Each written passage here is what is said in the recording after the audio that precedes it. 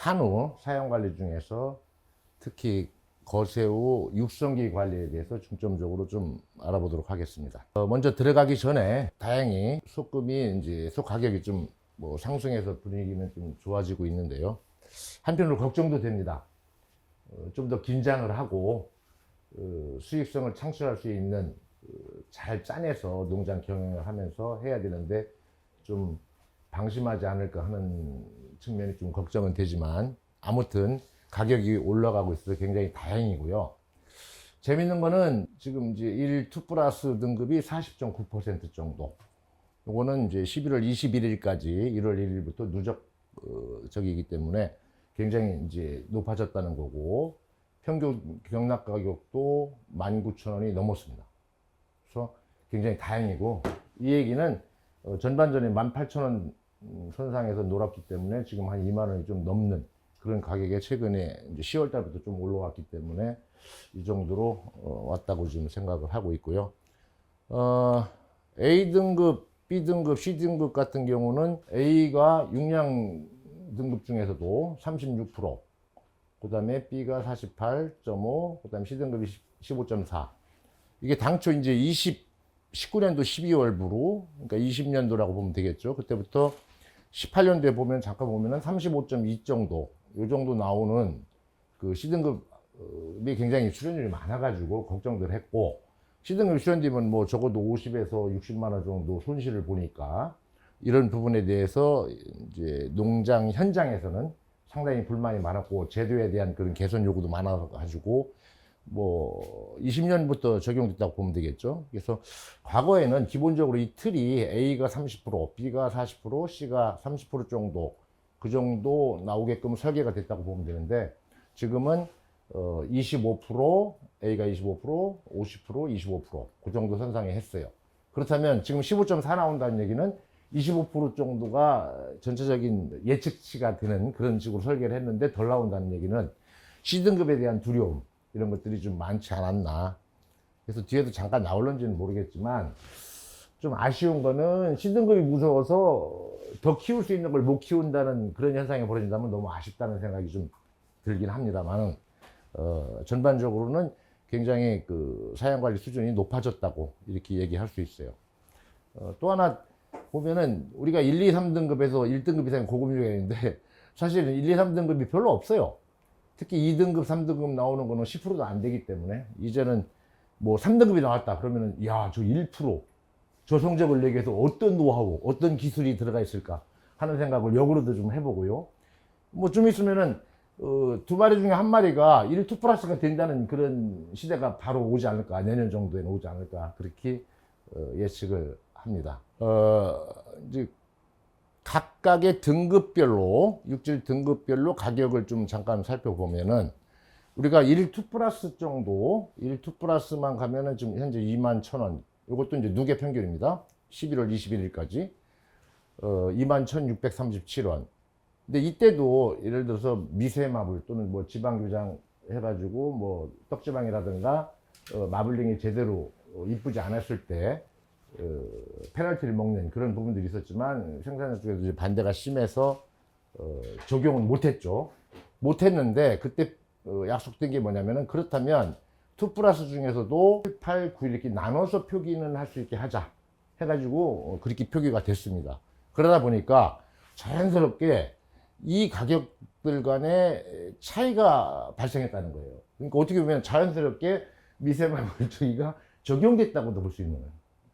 그래서 아무래도 전반적으로 어쨌거나 육질 육량 등급이 생산자한테, 제가 어림잡아서 계산해 보면 한 17% 정도는 생산자한테 유리하게 제도가 개선됐다고 볼 수는 있지만, 요게 되다 보니 결국은 최근같이 이제 18,000원에서 놀던 때는 2 플러스 마저도 이게 마이너스가 되는 부분들이 생긴다는 거죠. 그래서 그게 왜 그런가 보면은 9, 8, 7을 차이를 보면은 넘버 9하고 8번 차이가 한 100만 원 돈, 95만 5,995원이네요. 이게 11월 21일까지.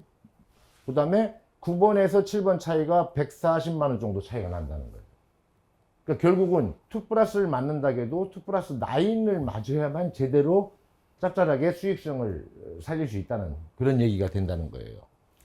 그리고 뭐 차이가 이제 쭉 나와야겠지만 2 플러스하고 1 플러스는 거의 뭐 3,000원 가까이. 그 다음에 1에서 2등급은 또 차이. 이 밑에는 뭐 적자니까. 그 다음에 B등급하고 C등급 사이가 이제 C등급이 나오는 게 이제 문제인데 한 1270원 정도, 이 정도 차이가 난다는 거를 잠깐 기억을 좀 해줬으면 좋겠고요. 21년도 21일까지 보면은 우리나라 전체가 그 중에 제가 이제 한우 곳에 400kg 이상만 이렇게 표현을 했는데 왜 그러냐면은 전체적으로 그게 한 9% 정도가 돼요. 그러니까 400kg, 도체중이 400kg라는 거는 생체중으로 666 정도 되니까 60% 정도 수율을 보면은 그 이하에, 즉 고급육을 생산한다고 하면서 666kg의 생체중에 출하하는 농가는 없어요, 일부러. 그러니까 중간에 그러니까 무슨 소가 문제가 있든지 뭐 다리가 뭐 좀 편찮아졌든지 사료를 안 먹는다든가 뭐가 문제가 있는 것들을 통계에서 좀 빼보면 어떨까 해서 빼고 계산을 해보니까 어마어마합니다. 지금 굉장히 빠르게 지금 증가했는데 생체중이 816 정도가 됩니다. 도체중 400kg 이상 된 것들이 고급육 한다는 게 도체중량으로는 489, 등지방은 12.7, 등심단 면적은 100이 넘었습니다. 드디어. 굉장히 기뻐요.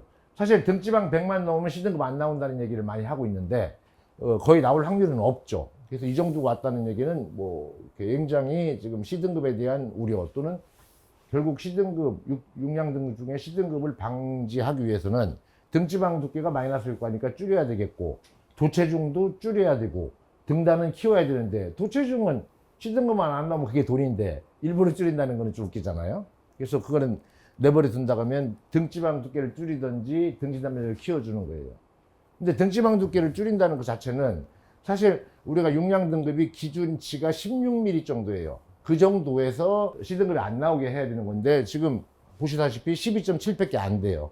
한 14 정도 쭉 추이하다가 지금 줄었어요. 그만큼 C등급에 대한 우려, 걱정 이런 것 때문에 사양관리 측면을 잘한 농가 사양기술 수준이 높아졌다는 것도 있고 혹시 C등급 나오는 게 걱정이 돼서 덜 먹이고 있다면 너무 아깝다는 생각이 드는 거죠. 이제 그런 측면은 아니기를 좀 바라고 또 한 가지 측면은 육성기 때 조사리를 좀 주면은 등지방 두께가 줄어드는 효과가 있으니까 그런 것들이 많이 현장에 접목되고 있지 않나 그렇게 생각을 좀 해보고 있습니다.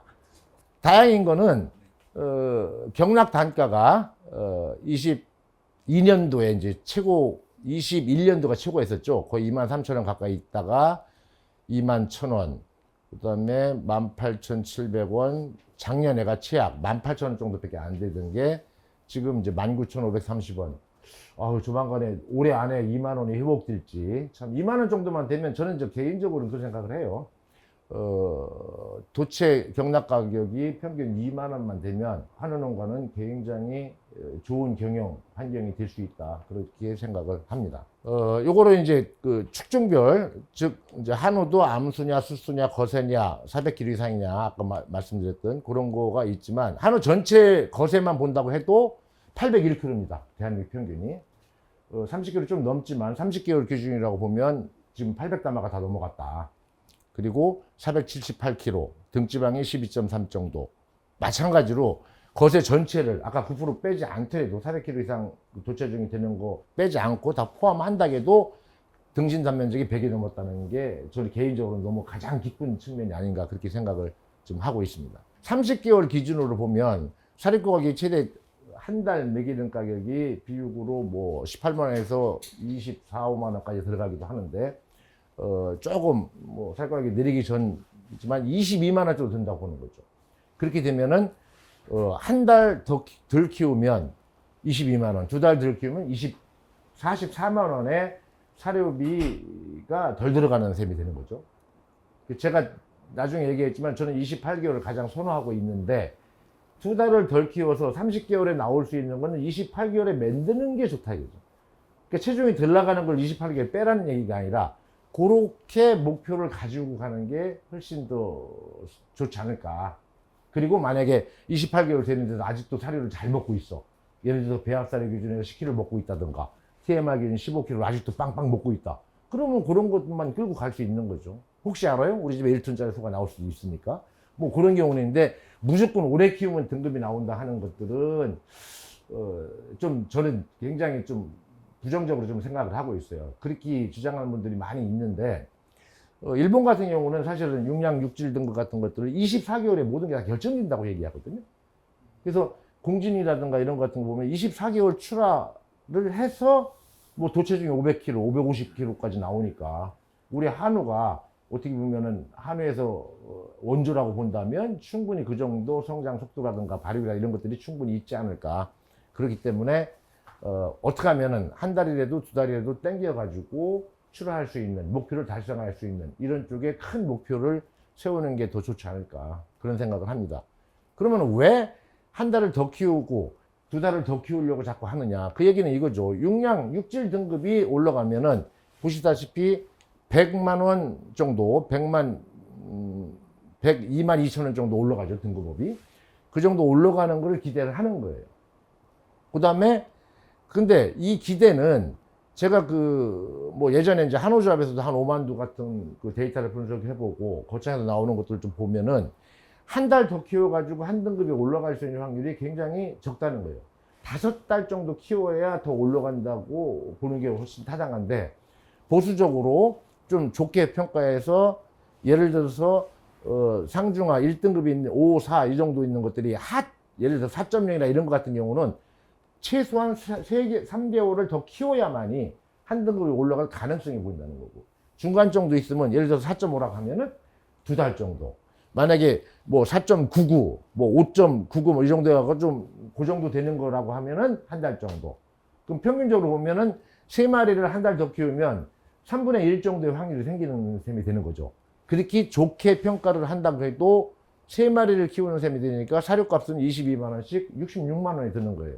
즉 66만 원을 들여서 한 달 더 키운다고 하면 3분의 1 확률, 즉 1등급이 올라가면, 한 등급이 올라가면 60등급이 100만 원을 버니까 빼도 40만 원을 버는 거죠.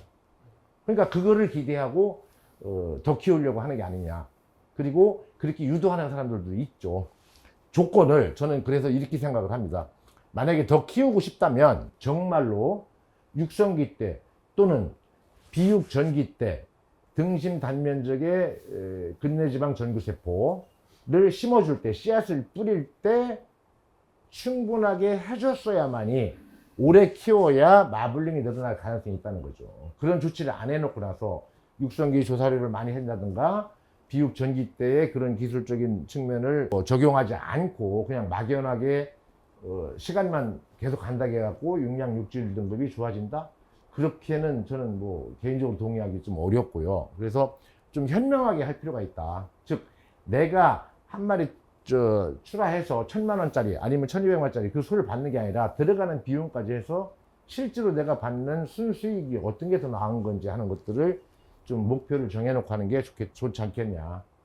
그렇다면은 체중을 재보면 제일 알겠는데 체중을 재기가 어렵기 때문에 그거를 보면은 아까도 잠깐 말씀드렸지만 배합사료를 10kg씩 먹고 있다라든가 30개월이 됐는데도 먹는다.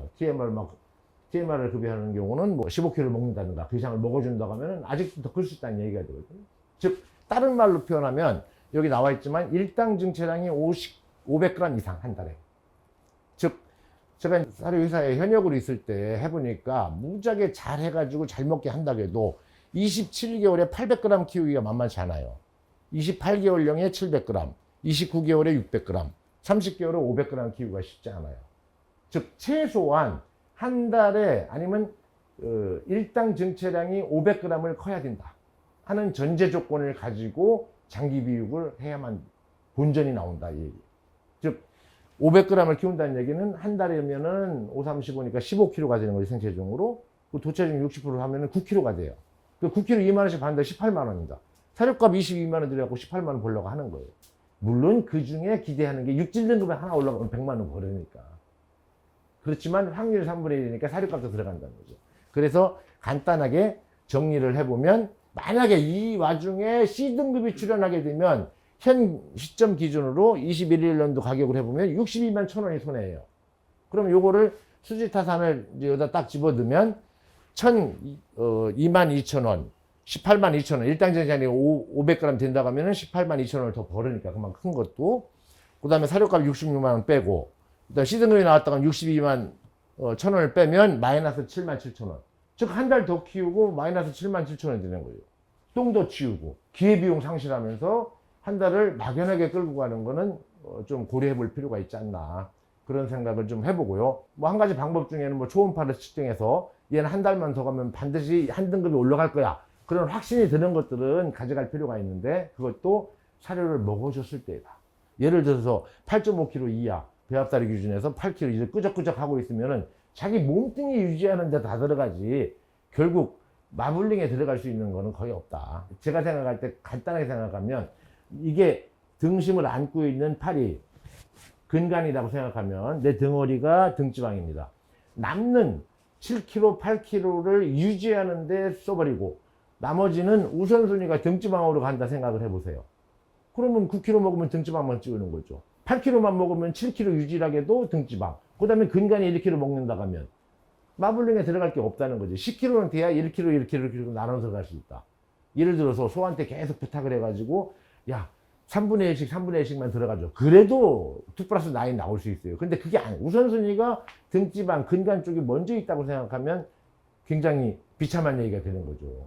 우리가 기대했던 만큼 마블링의 개선 효과는 없지 않나 그런 생각을 좀 해봅니다. 그래서 요거는 이제 육량지수, 육량 등급 ABC들을 산정한 건데 이제 바뀐 제도를 보면 당초에 등지방은 16mm, 이게 마이너스 10, 등단이 77, 바둑돌이 77개 있을 때 플러스 10, 도체중이 410일 때 마이너스 10이라는 거예요. 그래서 예전에는 63. 얼마가 이제 C등급이 됐었는데 이게 이제 한우 거세에서 2000년도부터 적용된 게 바뀌었기 때문에 굉장히 수식이 각 암소 뭐 이런 거 다 달라요. 이제는 예전에는 하나로 했었지만은 그래서 그걸로 한다고 하면 그때 한 2포인트 정도가 모질랐었거든요. 그게 제도가 바뀌어서 도체중이 왜 자꾸 마이너스 효과냐 하는 것도 보기가 뭐하니까 도체중이 지금 플러스로 돼 있잖아요. 플러스 이제 그리고 나누기 전체 대괄호를 쳐놓고 나누기 도체중을 해버렸어요. 그러다 보니까 이게 다 풀어헤치면 결국 도체중도 마이너스 효과예요. 그래서 달라진 건 없고 일단 옛날에 1포인트라는 게 지금 0.3포인트로 바뀌었다는 것 뿐입니다. 그래서 0.6포인트가 지금 모질라요. 왜냐면 지금 현재 C등급이 6040이니까 6040이 밑에만 안 나가면 되잖아요. 그래서 물론 A등급 맞으면 더 좋겠지만 C등급만 안 맞아도 좋다고 하면은 지금 등지방은 1포인트 정도, 등지방 1mm가 0.3포인트 좌우를 하는 거고 등심은 바둑돌 5개, 그 다음에 도체중은 50kg가 0.3포인트를 좌우합니다. 즉 0.6포인트, 지금 2개 단위가 필요한 거예요. 그러면 어디서 이걸 보충할 것이냐 하는 문제죠. 그러면은 예를 들어서 등지방이 16mm를 대전제로 했는데 12.7밖에 안 나와요. 대한 평균이 지금.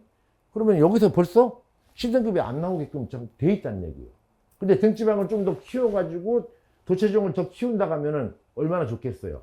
그러면 등심 단면적을 키우는 쪽으로 노력을 해야 된다. 도체중은 그것도 C등급만 안 맞으면 돈이익이 되기 때문에 일부러 도체중을 줄이려고 할 필요는 없다. 그래서 저는 결론적으로 보면은 등지방도 신경 쓰지 말고 도체중제 신경 쓰지 말고 등단만 키워주려고 하면 자연스럽게 등단이 커지는 반대의 적이라 하면 등지방이 작아지는 효과가 있습니다. 그래서 머리 아프게 이 세 개를 다 고려할 필요 없이 등심 단면적은 100 이상을 가져가겠다 하는 생각을 가지고 있으면 무난하지 않을까. 그래서 시뮬레이션을 잠깐 보면 예를 들어서 등심 단면적이 90밖에 안 된다고 하면은 도체중이 450kg만 넘어도 C등급이 돼버려요. 그 다음에 15.5 이제 등지방 두께를 최악의 조건으로 상정을 해놓고 보면은 등지방이 15.5, 도체중이 550kg라고 하면 최악의 경우를 이제 산정을 해보면 550일 때 등심 단면적이 100이면 6041이니까 B등급이다 이거지. 진짜 꼭 경계선에서 기분 좋게 B등급을 맞으면 굉장히 좋겠죠. 근데 우리가 대부분 내가 도체 성적 같은 걸 이렇게 잠깐 보면 경계선상에 굉장히 많이 있어요. B하고 C 선상에. 근데 조금만 잘하면 B 등급 맞을 수 있었는데 하는 것들은 내가 못 보게 해요. 열받으니까. 근데 아슬아슬하게 턱걸이 타서 B 등급이네 하면은 굉장히 기분 좋잖아. 그런 것들은 얘기해주고 뭐 그런 경우도 있는데, 그 다음에 요즘 심심치 않게 1톤짜리도 나오는데 도체중이 1톤이 이제 600이 되려면은 사실 1톤이 950만 넘어도 600kg 정도 나와요. 지용률이 좀 높아져요. 그러면은 이때는 등진 단면적이 얼마냐? 110 정도만 되면 C등급이 안 나온다. 그래서 등단을 100 이상만 가져가려고 하는 거를 대전제 목표로 가져가면 모든 게 다 수월해진다. 개량할 때도 그런 것들 염두에 대해서 정액 선정하는 것도 필요하지 않을까. 자, 그러면 이런 전제 조건으로 제가 주장하고 싶은 것 중에 하나가, 즉 농가, 즉 경영주가, 그냥 농가가 생산자라는 것보다는 이제 경영 마인드를 가지고 가야 된다 생각을 많이 해요. 그래서 크게 요약하면 이겁니다. 그래서 일단은 5만, 10만, 50만이라는 거를 생각하자. 50만이 뭐냐? 내가 100마리 소를 키우고 있다가면 두당 한 마리가 사료값 공제 수익이, 조수익이 5만 원이냐 10만 원이냐. 21년도 같은 우리 좋을 때는 10만 원 넘었어요. 15만 원 한 사람도 있어요. 두당 월 한 마리가. 내가 100마리 소를 가지고 있어 한우. 그러면은 1000만 원 조수익이 났던 거예요. 사료비 공제 수익이. 거기에 이제 뭐 이자 비용 뭐 이런 거 뭐 집중해서 다르기 때문에 그것만 가지고 비교를 해보면 10만 원 이상 벌었을 때가 있었다. 지금 5만 원 벌기도 힘들다. 지금 10월 달부터 5만 원 버는 것까지는 올라왔다고 보는 거죠. 근데 5만 원만 버는다고 해도 100마리를 내가 한우를 키우고 있어요. 그러면 6천만 원 연봉이 되는 거예요. 예전에는 21년도, 22년 가지고는 얼마였냐? 1억 2천 연봉이 됐다는 거예요. 사료비 공제 수익이. 나머지는 생산비가로 들어가야 된다 할까? 뭐 내가 어떻게 관리를 하느냐에 따라서 그런 쪽에 새 나가는 돈을 얼만큼 줄이느냐가 굉장히 관건이 돼요. 그런 거를 굉장히 강조를 했는데 지금 가격이 회복되는 바람에 정신 차리고 하려다가 그만둘까봐 그게 좀 걱정돼요. 그리고 두 번째가 뭐냐? 63이라고 제가 써놨어요. 저는 이제 뭐 지금 오래 전부터 20년 전부터 이런 주장을 많이 했었는데 지금 이 기간을 좀 앞으로 당기는 그런 현상이 일어나고 일본에서도 이제 비육 전기를 12개월까지 당기는 경우도 이제 생각을 하는데 아무튼 기본적으로 녹색으로 해놨잖아요. 6311이라고 계속 강조를 합니다. 뭐냐? 조사료, 농어사료 비율을 1대1로 가져가라. 50% 가져가라. 그렇게 먹일 수 있는 환경을 만들어줘라 하는 것들이 고급육을 생산하고 한우를 30개월까지 입다듬 현상이 없이 무난하게 가려면 최소 요때는 이런 것들을 해줘야 된다. 그러면 볏짚 먹여가지고는 1대1로 도저히 불가능하다는 얘기예요. 그래서 그리고 그 다음에 주목해야 될 게 이제 16 플러스 2, 16이라고 제가 하는데요. 즉 비타민 A를 제어할 수 있는 확률, 즉 육질 등급이 더 나올 수 있는 확률을 높이는 게, 뭐 문헌상에서는 혈액 속에 16에서 24개월 동안 비타민 A 농도가 함량이 줄었을 때 육질 등급이 올라갈 가능성이 있다는 얘기를 오래전부터 했으니까 옥과 선생이 했는데, 그거를 제가 이제 현역에 있을 때 시판 사료에다가 적용을 최초로 했어요. 그때 어떻게 했느냐? 그냥 14개월부터 예를 들어서 24개월까지 제일 많이 클 수 있는 기간에 비타민 A를 제어를 하게 되면 성장이 좀 지연되거든요. 그럼 너무 오랫동안 그거를 하기는 좀 곤란하지 않겠냐. 그래서 제가 얘기했던 거는 16이라고 자꾸 이름을 붙였는데 14에서 18개월까지. 즉 먹어서 혈액 속에 전달되는 것까지 라그 타임 한 1, 2개월 둔다고 하면 14에서 18개월까지만. 그때가 85% 비타민 A 제어 기술이 들어간다고 생각을 해줘도 될 것 같아요. 나머지 15%는 막 빨리 키워야 되니까 그때 10kg 먹어야 될 구간이기 때문에 요 정도만. 그래서 14에서 18개월 동안 비타민 A를 좀 덜 들어가게 해라. 그럼 뭐 시판 사료에 이미 들어가 있는 건 방법이 없으니까 최소한 내가 해지 안 해야 될 것들을 해주면 되는 거죠. 예를 들어서 농장에서 할 수 있는 건 뭐야? 이 기간에 비타민 A가 많은 옥수수 사일리지라든가 수단이라든가 뭐 알팔파라든가 이런 것들을 주지 않는 거죠. 그 다음에 미네랄 블록에도 비타민 A가 들어있는 이런 것들은 안 빨리고 그냥 소금 블록 같은 것들을 주는 게 필요하지 않을까. 조금이라도 확률을 높여주려면. 심지어 제가 예전에 했는데 6개월 13일까지는 알팔파 1kg를 무조건 깔아줘라. 그랬더니 박사님 그 다음에 만났더니 더 잘하려고 저 20개월까지 끝까지 알파파 계속 뿌리고 있어. 그러면 안 된다는 거지. 적어도 14에서 18개월, 20개월까지는 비타민 A, 베타캐로틴이 많은 알파파를 굳이 일부러 그 비싼 걸 줄 필요는 없다. 그 이후에는. 마지막으로는 그 이후에는 뭐냐. 목표가 지금 대한민국 평균이 801kg에 걸쳐 전차가. 그 다음에 도체정 400kg가 넘는 것들은 816입니다. 그래서 이제는 30개월에 816kg는 다 넘어갈 수 있다. 그러면은 목표를 좀 내가 잘하고 싶고 대량 어느 정도 병행해서 가고 있다가 하면 28개월에 830kg를 목표로 가져라.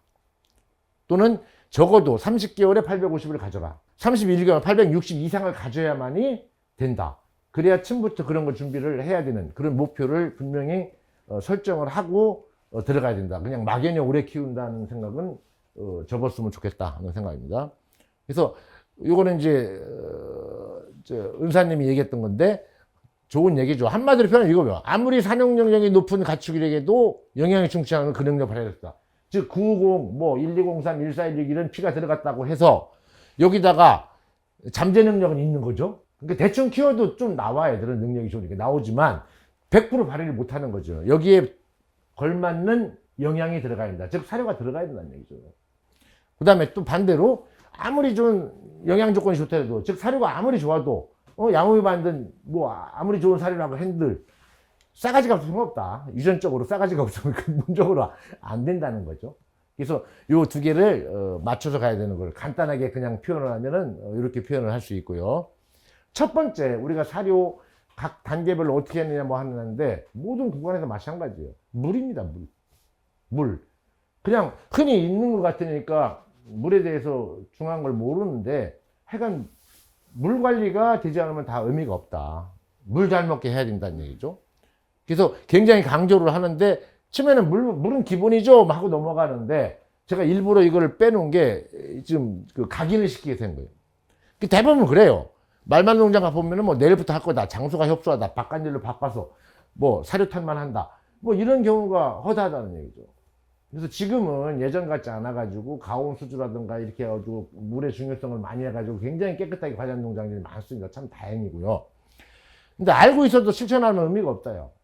해필 농장 방문했는데 내일 치우려고 했어요. 뭐 근데 방문한다고 하면 뭐 전날 치우는 게 오히려 예의상 보면 집에 손님이 온다고 뭐 그러는데 내일 치우려고 했는데 바빠서 못했어요. 이렇게 좀 변명같이 들리기도 해요. 그래서 그런 부분들은 정말로 실천을 하는 게 중요하다는 얘기고, 요거를 하나 이제 넣어봤어요. 면양 가지고 실험을 해봤는데, 타액 분비량 같은 걸 보면은 이제 채식하게 되면 굉장히 올라갑니다. 이제 올라가기 시작해서 쭉 뭐 먹으면서 이제 1시간 후, 2시간 후 이제 점점 줄어들죠. 이때 어떤 현상이 벌어지냐면, 혈액 속의 pH가 떨어져요. 그 다음에 순환 혈장량도 줄어듭니다. 그러다 보니까 뭔 일이냐, 여기서 유심하게 보는 게 혈장 삼투압, 즉, 이게 굉장히 높아가고 있죠. 저도 한번 쓰러진 경험이 있지만 시체말로 피떡이 된다고 하는 거죠. 중성지방에서 900 넘어가지고 한번 쓰러진 적이 있어요. 그래서 병원에 실려간 적이 있었는데 갑자기 피가 안 들으면 의미가 없다. 예를 들어 젖소 같은 거 예를 들면 1cc의 우유를 만들기 위해서 한국에서는 이제 교과서에 보면 400cc라고 그래요. 400cc 혈액이 순환을 해야 돼요. 유방을 지나가야 돼요. 그래야 1cc 우유. 그러니까 30리터 난다는 얘기는 얼마야? 곱하기 4배가 되니까 12,000인가 이 정도 되는 거예요. 그 일본의 최근 자료 보니까 1cc 우유를 생산하기 위해서 450cc가 혈액이 움직여야 된다고. 그거 움직이려면 뭐야? 피떡이 되면 잘 안 움직이잖아요. 그럼 유량도 떨어지고 안 된다는 거예요. 즉, 물을 안 먹으면 한우 쪽에서 보면은 증체가 안 된다는 얘기죠. 증체가 안 된다는, 왜 안 되느냐? 물을 안 먹으니까 피떡이 되고 힘들으니까 답답하잖아. 그러니까 사료를 안 먹게 되겠죠. 그러면 당연히 증체가 안 일어나면 손해가 된다 하는 거를 말씀드리고 싶고, 타약속은 뭐 기본적으로 젖소 같은 경우 많으면 180리터 정도 나오는데 아무리 적어도 100리터 정도 나온다고 하면 우리 침 좀 흘린다고 침 많이 흘리는 게 아니라 속으로는 어마어마한 양이 지금 들어가고 있는 거예요. 아무리 뭐 100리터 정도. 그래서 침 속에는 다양한 영양소들이 들어있어요. 뭐 양이온, 나트륨, 칼륨 이런 이온들도 있고 뭐 탄산수소라든가 이런 것들이 있죠. 그런 것들이 우리 시쳇말로 제가 이런 얘기를 해요. 우리 과산증 예방을 위해서 중주를 하잖아. 쓰는 게 탄산수소, 나트륨이잖아요. 그게 타약 속에 다 있는 거예요. 그래서 심지어 중주를 주는 완충 효과를 가져오기 위해서 중주라는 걸 뭐냐? 쉽게 설명할 때 농가한테 이런 얘기도 해요. 침 말린 게 중주다. 그러니까 그 중요성을 알아라. 타약이 굉장히 중요하다. 근데 타액이 물이 부족하면 타액 생성량이 줄어들겠죠. 그러면 혈액이 진해지고 삼탑이 높아지고 픽떡이 돼버리니까 당연히 순환이 안 되니까 사료를 먹으면 내가 죽을 것 같잖아. 근데 사료를 안 먹죠. 그럼 악순환이 되지 않도록 해야 된다. 여기도 반추인의 적정 수분은 80% 유지해야 미생물 활동도 촉진할 수 있다는 얘기도 써 있듯이 타액이 굉장히 중요하다는 얘기죠. 예를 들어서 우리가 소한테 물을 안 주면 이런 현상이 벌어져요. 지가 퍼먹어요. 죽을 것 같으면. 그래서 수조를 만들어 주던지 물을 자주 주던지 안 주면 관정 파서 샴을 다 만들어 주던지 풀이 발에다 그러면 지들이 답답한 놈들은 물을 퍼먹지 않을까. 이 정도로 소가 똑똑하고 영악합니다. 그래서 개량도 굉장히 이쪽으로 돼서 소들도 생각할 수 있다 하는 생각을 충분히 해주고, 시체말로 사람이니까 통하지 않지만 소는, 소통이라는 건 뭐야? 소가 통한다는 거잖아. 그러니까 소는 통해요. 사람은 안 통해도. 이거는 이제 강진에 있는 은경축산 인데 뭐 적어도 이 정도는 깔끔하게 정리해가지고 해주면 좋은 예고요. 그다음에 이 집 같은 경우는 이렇게 깨끗하게 풀 주는 구간, 물 주는 구간 이렇게 돼 있고, 여름철에 제가 이제 여름철에 서열 관리, 소도 서열이기 때문에 이게 쑥놈 같은 경우는 다행인데 뭐냐? 쑥놈은 큰형님, 둘째, 넘버 3 뭐 이런 것들이 정해지면 순서대로 밥을 먹고 물을 먹는데 암놈은 잘 안 돼요. 이게 발정 때문에 그래요. 그래서 지가 왕언니가 있으면 그 발정을 때 개기는 거야. 제가 밑등인지 몰라. 근데 아무튼 그때 생각했던 게 이런 겁니다. 이거 뭐냐? 그냥 연결되어 있는 물통도 아닌데 여름철에 만약에 우방에 한 우방에 4마리가 있다면 막내는 못 먹는단 말이야. 사료도 그렇고 물도 그렇고 늦게 가서 먹어야 되니까 물통에서 왕초가 딱 물통을 사수하면 여름철 같은 경우 막내는 먹을 길이 없잖아요. 그때 이런 식으로 여기다 한 바퀴에서 갖다 부어주면, 이런 거를 한 보름만 해주면 물통 사수하는 걸 풀어요. 재미가 없어지는 거야. 그래서 골고루 물을 먹게끔 해주는 것들이 굉장히 중요하다. 그래서 강진의 은경축산 같은 것도 요거를 제작해서 이제 해준 적도 있어요. 요거는 이제 장성에 제가 이제 컨설팅 하는 농가 누림축산인데 하도 물레기 하니까 이 양반이 어떻게 했냐. 여기서부터 여기까지 그냥 물통을 쫙 해버렸어요.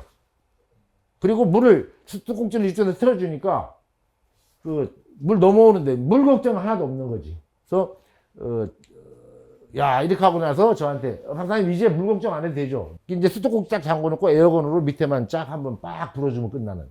중국에 가면 이런 데 이렇게 설치한 데가 많아졌어요.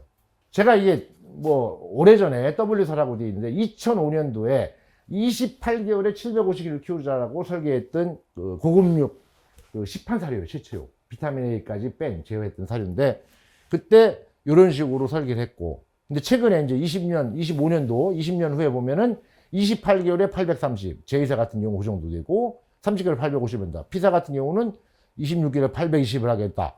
30개월 900을 하겠다. 이런 프로그램까지도 생겨요. 그만큼 개량이 잘 돼 있고 사양관리 기술도 올라왔다고 보는 겁니다. 굉장히 다행스럽지만 기본적인 원칙은 그때하고 지금하고 같아요. 그래서 제가 비타민 L 빼기 위해서 14에서 18개월 먹이는 비육 전기 사료를 비타민 L 뺀 사료를 별도로 만들고, 그 다음에 지운기 같은 경우는 무작위 이제 시체말로 때려 먹인다. 그 다음에 마지막에는 숙성이다. 점차로 사료 섭취량이 이제 입단열 상수 생길 거고 줄어드는. 그래서 8.5kg 이하면 출하를 하는 게 훨씬 유리하다. 그걸 목표를 28개월에 750을 만다.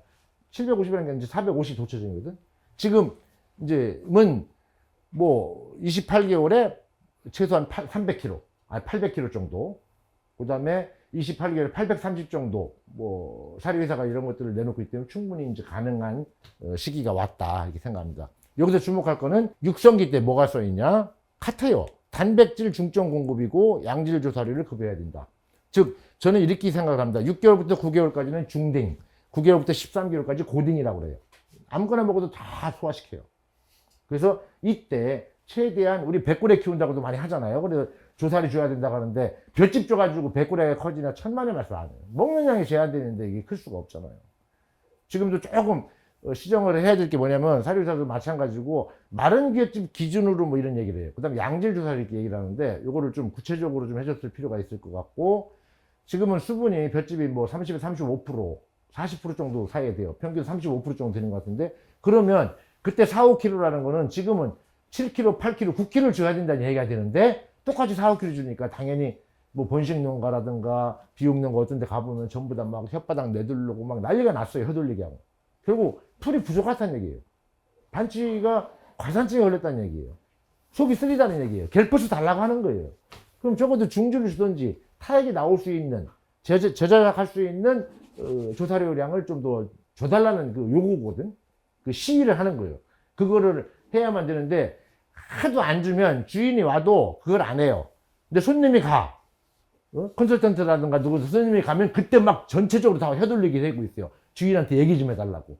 그 정도로 소가 똑똑해요. 배합사료, 조사료면 똑같이 가잖아. 거요. 1대1로 상정을 해서 했다. 그렇기 때문에 육성기 때는 배합사료하고 똑같은 양을 먹게끔 하려면 조사료가 좋아야 된다. 양질 조사료. 그럼 양질 조사료가 뭐냐 하는 문제가 생기는 거죠. 잘 먹는 게 양질이니까. 그럼 어떻게 주는 게 잘 먹는 거냐. 예를 들어서 13개월에 5kg, 5kg 먹인다고 하면 단일 초종으로 아무리 좋은 티모시라고 해도 5kg 못 먹어요. 그래서 그거는 제가 일본에 이제 그 사양편 재정리 하는데 간 적이 있어요. 한 15년 전에. 가보니까 싸가지를 하면 된다. 싸가지가 뭐냐? 4가지 조사료를 섞어주면 된다. 그럼 5kg, 5.5kg, 심지어는 6kg까지 먹는다 하는 거예요. 그래서 그 얘기를 굉장히 이제 많이 강조를 하고요. 이게 파랗게 된 거, 조사료를 많이 먹여야 돼. 뭐 4개월부터 12개월 이렇게 돼 있잖아요. 이때 복강내 지방이라든가 근간 지방이라든가 이런 것들을 최소화시키는 게 중요하다. 즉 지방세포를 덜 만들어야 남는 영양소가 등심 속으로 들어갈 수 있는 확률을 높여줄 수 있다는 거지. 그렇기 때문에 조사를 통해서 필요 이상, 필요하지 않는 과다 지방을 안 만들어주는 게 굉장히 중요하다는 것들입니다. 그 다음에 그래서 말로 표현하면은 육성기는 이제 골격과 소화기관 를 발달시키는 거지. 그때 지방이나 근육 뭐 하는 게 아니라는 거죠. 우리가 비육이라고 하는 거는 14개월령 이후가 비육이지 그전에는 비육이 아니에요. 그러니까 그거를 정확하게 좀 인지를 하고 큰 그 틀에서의 설계를 좀 해야 되지 않을까. 단백질과 미네랄이 필요하고 곡물사료보다는. 그 다음에 이제 양질 조사료라는 얘기가 있는데 요게 다릅니다. 즉 똑같은 조사료라고 해도 풀이라고 해도 양분량이 더 있느냐 없느냐 하는 부분들을 좀 보려하고 질이 다르면 발육도 다르다. 그래서 이거를 가장 최소화할 수 있는 것 중에 하나가 제가 시대 말로 싸가지라고 해요. 싸가지. 즉 풀을 4가지를 혼합해서 줄 수 있는, 아니면 혼합 못하면 따로따로 이렇게 던져주는. 그래서 백두 규모로 한다고 하면 시간을 재보니까 5분도 더 안 걸려요. 사실 한 달에 25kg짜리 뭐 26kg 반 13이지 뭐 6kg지 이렇게 나눠가지고 4마리만 있다가 이렇게 떨어가고 4개를 던져주면 지들이 알아서 먹게 해도 충분히 조사료 섭취량을 늘릴 수 있다. 그래서 조사료 뭐 소화가 좋을수록 많이 먹는 거고, 이런 것들이 양질이라고 볼 수 있는 거고요. 물리성상으로는 어떻게 하면 좀 말하면 잘라줄 수 있으면 더 유리한 거고, 그 다음에 소외윤, 소화관의 용적이 키워야 돼요. 예를 들어서 소화관 용적이라는데 볏짚만 먹이는 집, 또는 뭐 이탈리안 라이글라스만 먹이면 백골레가 처지는 현상도 있어요. 흙 같은 걸 섞어 들어가지고 밑에 반추를 키운다고 해놓고 바닥에다가 흙을 쌓아놓는 그런 현상도 벌어지기 때문에 가급적이면 리스크를 분산하는 차원에서라도 풀의 종류를 좀 다양하게 가져갔으면 좋겠고, 그림으로 표기했지만 육성기 때는 파란색 풀, 즉 양질의 조사료를 줘라는 그런 그림이죠. 관리 포인트라고 하면 육성기 때 결국은 충분한 조사료를 공급한다. 즉 충분한 엔데프를 공급해서 반추 환경이라든가 미생물 단백질 합성량을 증가시키는 그런 것들입니다. 여기서 더 요거는 이제 조사료 섭취량을 한 단일 품종으로 몇 개를 해봤어요. 이게 제한을 하니까 단 초종을 4kg까지도 먹더라. 이게 티모시 같은 경우는 이 정도 먹을 수 있다는 거지. 다른 뭐 현찬을 같은 건 못 먹는다는 얘기죠. 그래서 그 다음에 요거는 이제 체중 일령 지수라는 건데, 체중이 내가 몇 킬로인지 잘 몰라요. 그러면은 지금 일본은 뭐 1.2 뭐 이 정도 가지는데 우리도 1.0이 아니라 1.1에서 1.2 정도까지 굉장히 이제 개량도 많이 돼서 충분히 된다. 즉 1.0이란 뭐냐? 6개월이면 180kg라는 얘기예요. 180일이니까. 7개월이면 210일이니까 210kg라는 얘기고, 8개월이면 240kg라는 얘기. 우리 옛날에 뭐 이렇게 생각하면 돼요. 그래서 내가 8개월이다 하면은 시장에 나오는 게 7, 8개월 나오면 210에서 240이라는 게 정상이라는 거지.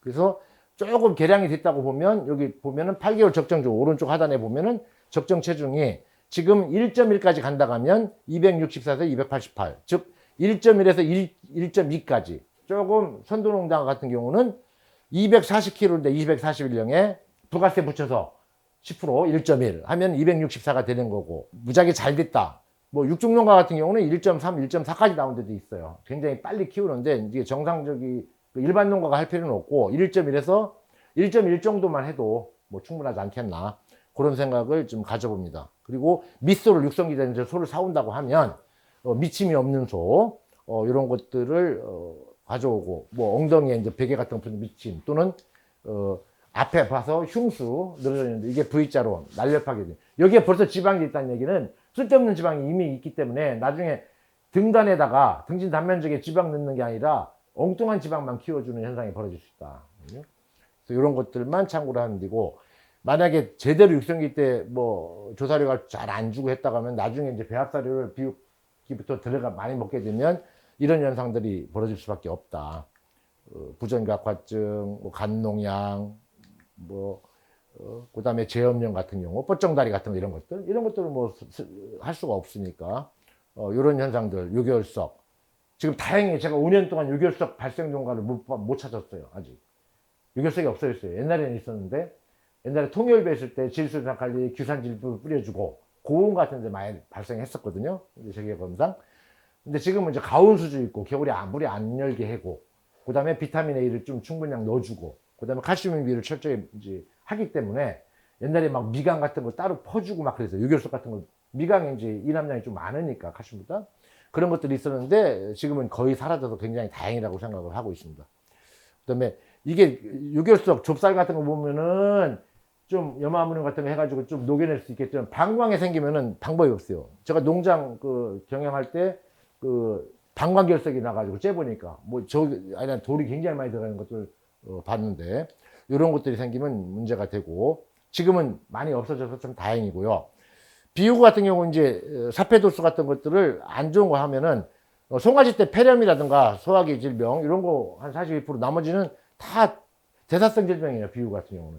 그래서 이런 것들을 근본적으로 예약하는 것도 육성기 관리, 즉 육성기 양질 조사를 얼마큼 많이 주느냐가 관건이다 하는 얘기고요. 육성기 때 조사료를 최대화해서 최대한 비웃기에 버틸 수 있게끔 해주는 것들이 중요하다는 얘기를 좀 말씀드리겠습니다. 일본의 사례가 보니까 이런 것도 있어요. 오죽하면은 알파파 큐브 같은 거 꺾어갖고 육성기 사료에다가 이런 거를 넣어준다든가.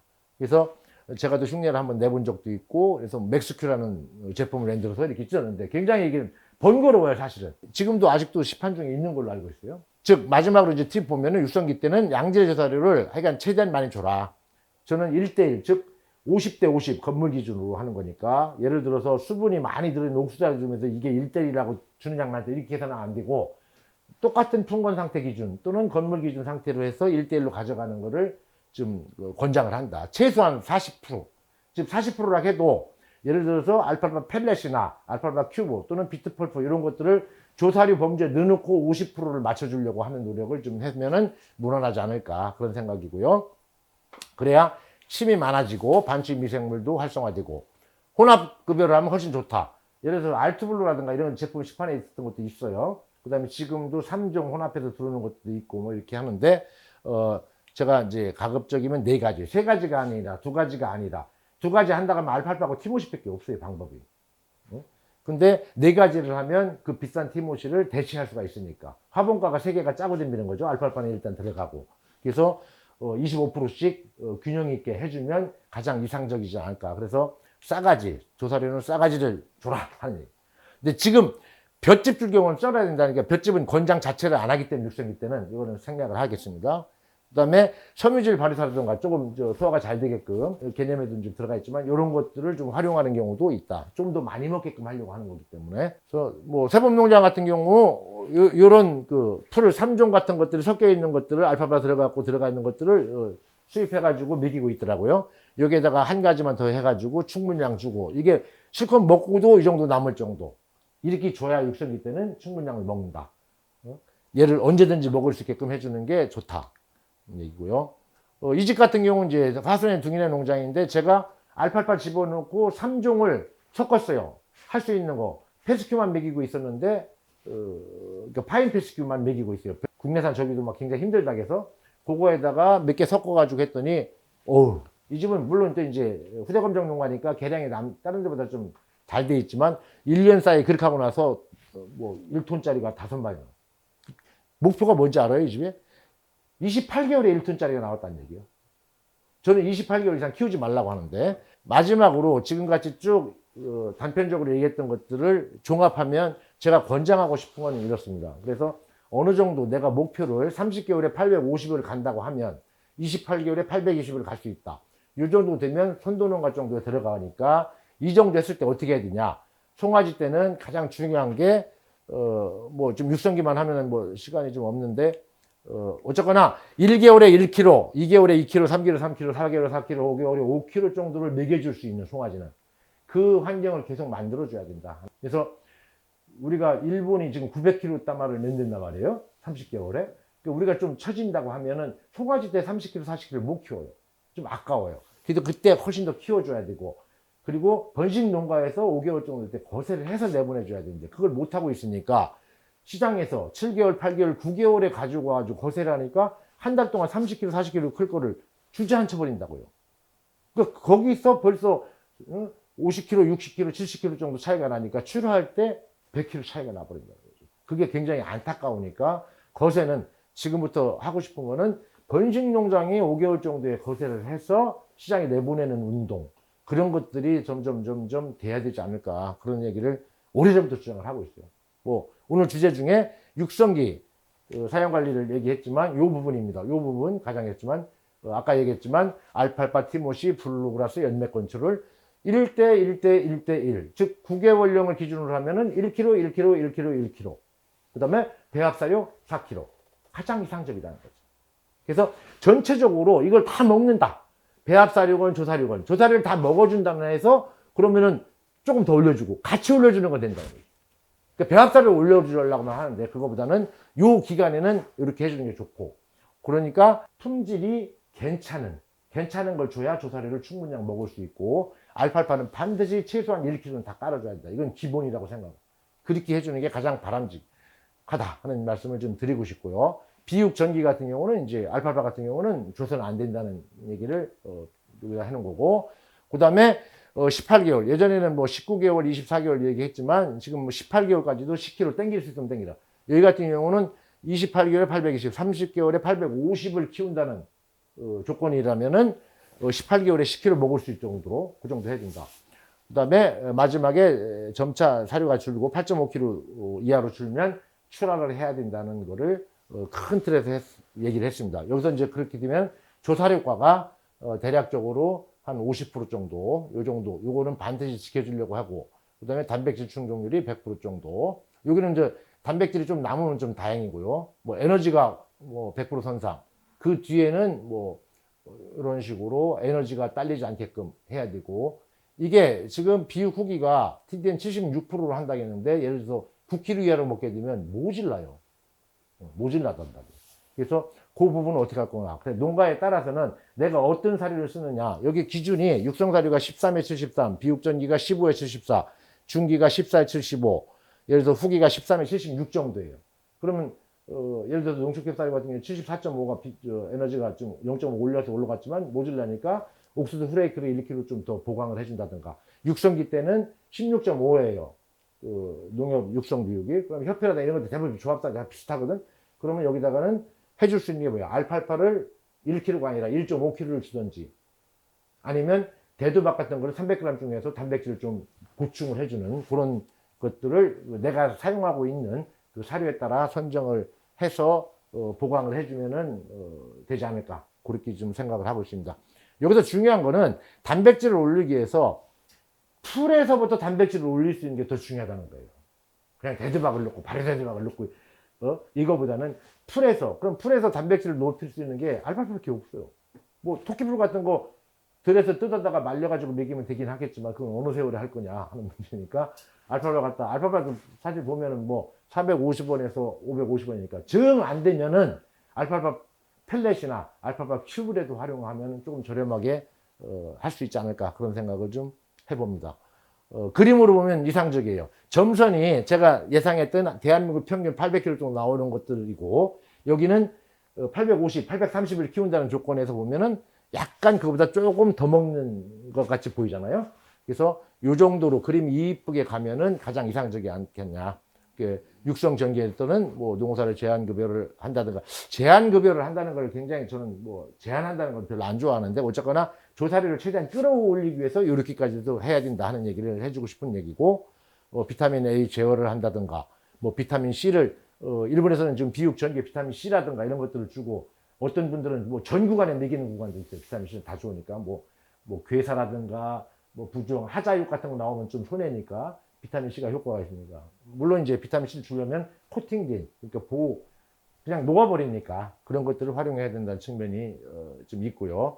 아무튼 비육 중기 이외에는 하섭취량 최대, 제대로 설계된 같은 경우 10kg 정도, 농축급 사료 같은 경우는 최대 12kg 정도까지는 줘서 최대한 성장할 다 조차적인 클 수 있게끔 해줘야 되지 않을까, 그런 생각을 좀 해봅니다. 거의 다 끝났는데요. 꼭 이것만은 해야자 하는 것들이 농가에서 많이 하는 것들이고 했는데, 여기서 조사료가 떨어지면 세절한다든가 또는 양질, 또 싸가지, 아까 4가지를 섞어주는 거를 꼭 실천했으면 좋겠다. 그 다음에 소화속 뭐 생효모라든가 생균제, 이스컬처 이런 것들을 좀 해서 마지막에 생효모가 또 완충 효과를 주는 효과도 있더라고요.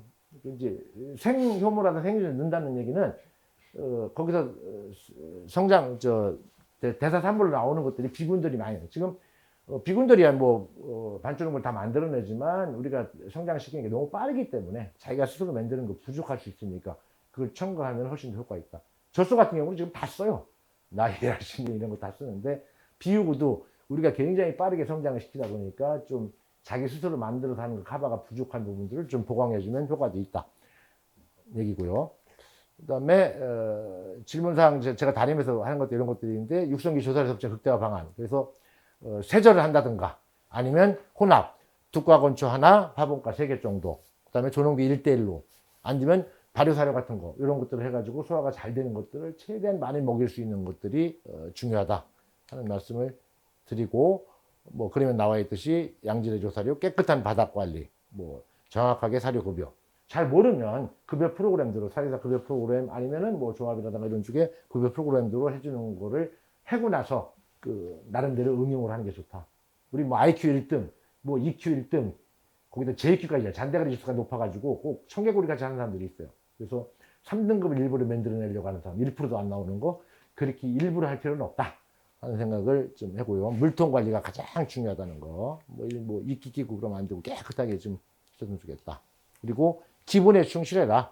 가장 중요한, 혈통을 알면 알수록 돈이기 때문에 지금은 잘 됐어요. 그쪽에 굉장히 관심이 많아가지고 굳이 얘기 안 해도 다 하고 있으니까. 그 다음에 바닥 관리라든가 사람 관리 참 잘해주고, 환경 관리 제대로 환기가 잘 되는지 하는 것들, 그 다음에 급여 프로그램 따라 해주고, 이런 식으로.